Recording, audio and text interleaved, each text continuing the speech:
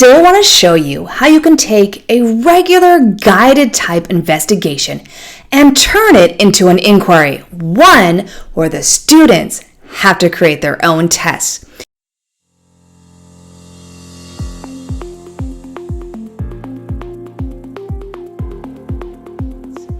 So here we have the typical ball down a ramp type activity, right? Where they are changing the height of the ramp and the marble is going down it to see the speed and how the height affects it. Typical one.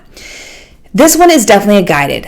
I've given them the questions, hypothesis, they just have to fill it out. I've given them the directions. I've set up exactly what they need to do, how they're going to investigate it, and even provided a picture to help them. The data table is already ready and set up for them, and then I have my questions.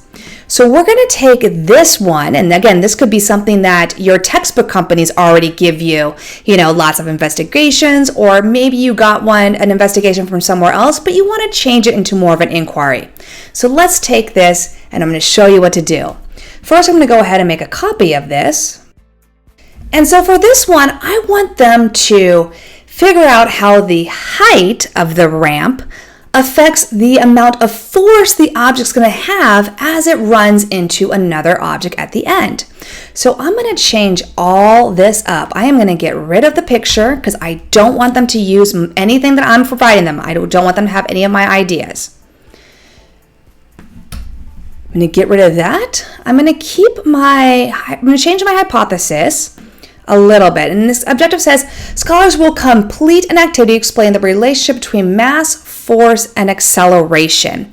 Well, this one was actually for mass. I wanted to change the mass, I want to change the ramp, and I want to just simplify it so that way they're only working on one thing at this time. So I'm going to have them to explain the relationship between the height of a ramp and the amount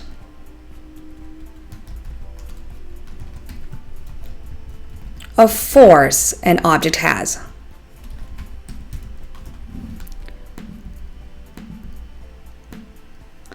So how does the ramp's height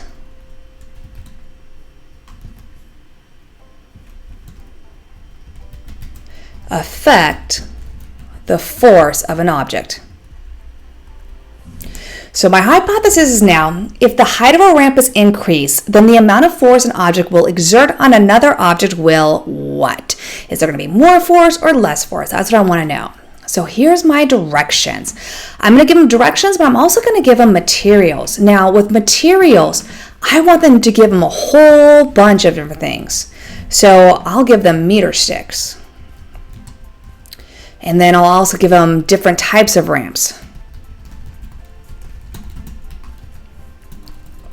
Marbles of different sizes, cars, cups, like half cups at the end. So they have different materials that they can use and play around with. I want them to be able to build this themselves. Books. So they have lots of different things they can choose from. And again, they can also do stuff on their own. So now my directions are going to be very simple. So it's just look at the materials. How can you use them to test the hypothesis?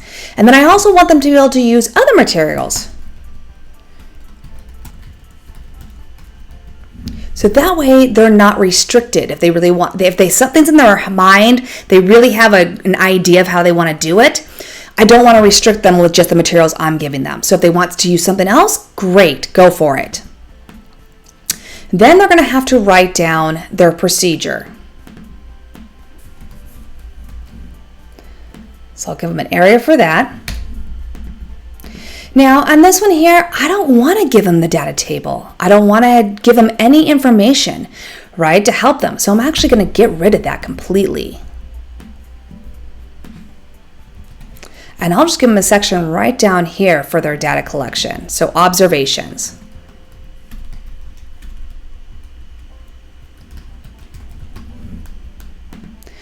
And then this one here, I'm leading them too much on mass and marble and everything, right?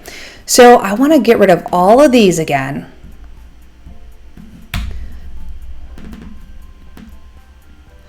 How did changing the height of the ramp affect the amount of force an object has? Because that's what I really want to know. I want them to know, use it. And then it says explain with evidence.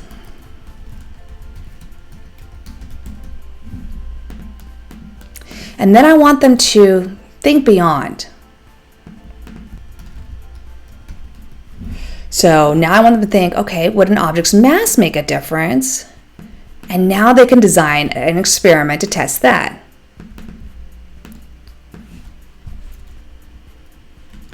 So now I'm just moving a little farther. So I'm bringing in again the other part, but I'm asking that way. So now notice, now it's gone from me directing them step by step, giving them all this information, to now they're coming up with it.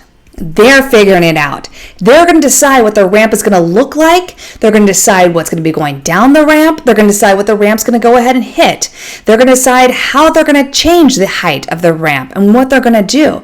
Now, along the way, while they're doing this, I would be walking around and just being like, how do you know that height is such and such? What did you do to figure that out? So I'd just be pausing and asking questions, constantly asking questions. If they ask me for help, my answer would be, I don't know. What do you think? What did another group say? Have you asked them? I'm constantly just asking them questions. Will they struggle? Some will, yes, and that's okay. It's okay to allow our students to struggle. We don't want them to struggle so much that they just get so frustrated and upset. But a little bit of struggling is good. It stretches their mind. It stretches their brain power. So a little bit of struggling is great, okay? Here are some other examples that I have. So for here, this one here was a full online investigation, another guided one where I'm showing them what to click. Here's the directions step by step, which yes, there are some students that do this. You might have a class where you have that. But you might have others in that class who don't need to be held their hands so much. And even those low students who are constantly having their hands held, directions, they also need some inquiry investigations. They also need to be released a little bit and given the opportunity to try some things on their own and figure some things out. Okay, that's going to bring them to the next level. So we've got this one here, and then this one was also on a friction using the spring scales, and I just modified them both. This time I told them to play around with a simulation, answer the questions, get a hypothesis, and then after they play with the simulation for a few minutes, all right, what are you going to manipulate now to test out your hypothesis? What can you do? Gather your data, answer the questions. For this one, right, different surfaces. So provide them with a whole bunch of different surfaces. You can go outside if you don't have like sandpaper. Try different surfaces. Where is a smooth surface in the classroom? Could it be a table, the floor? Maybe a rough surface, maybe go outside, use the concrete, use the blacktop, use grass, right? How can you manipulate this and just pose questions? Like, what could you do? For the heaviness, right? Well, how could you increase the mass? What could you do to increase that mass? Have them figure it out. And then this one here, I kept the questions because my questions weren't about their investigation. It was about using the investigation and applying it to other situations, like which surface would be easier to move a box across, carpet or tile? Is it easier to push a table that weighs 75 or one that weighs 100? So I'm having them use their investigations to now answer questions that are different, that are maybe real world type questions, real life type questions. So that's what you can do. Take in a guided investigation and manipulate it, change it, so that way it's more of an inquiry investigation and get your students thinking, have them figure it out for themselves, and yes, struggling a little bit is perfectly fine and actually it's good for them. Thank you for watching another Adventures in ISTEM and Beyond video. Don't forget to subscribe and turn on notifications for more Adventures in ISTEM and Beyond videos.